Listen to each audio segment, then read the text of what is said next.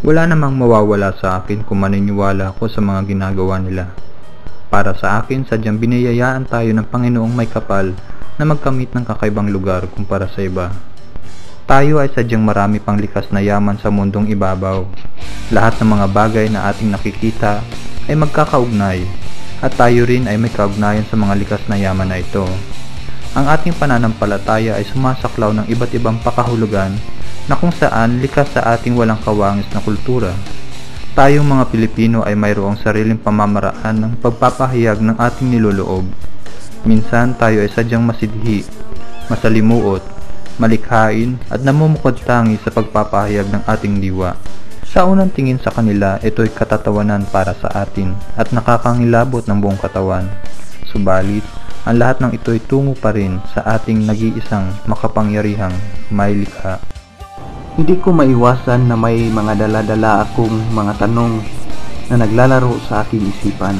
May paniniwala ako na ang kanilang pananampalataya sa mga tao sa bundok ng Banahaw ay nakabatay sa kanilang karanasan sa Diyos.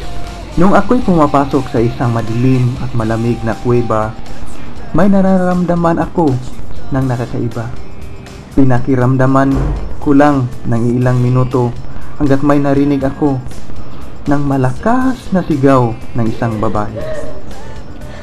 Nakikilabutan ako at may nararamdaman ng nakakaibang enerhiya na halos hindi ko magalaw ang aking kamay at ang aking pisngi ay unti-unting tumitigas. Naramdaman ko ang mga ito ay ilang segundo. Nung kami ay palabas na, biglang may tanong na pumapasok sa aking isipan.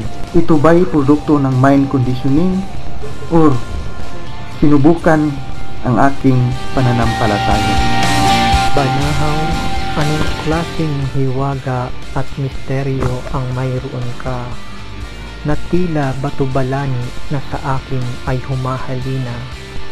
Di ko na matalos kung ilang ulit iniapak ang aking mga paa sa lupa mong banal na patuloy na nag-aanyaya. Sa iyong kaloob-looban, aking namalas ang iyong tunay na dilag. Nakabibinging katahimikan ay aking nadama na wari di mababasag. Maliban sa huni ng mga ibon at lagaslas ng tubig, sariling tibok ng puso na tanda ng buhay ay aking naririnig. May kung anong ligaya na sa akin ay iyong idinulot. Di ko kayang ipaliwanag ang damdamin na aking nakamit.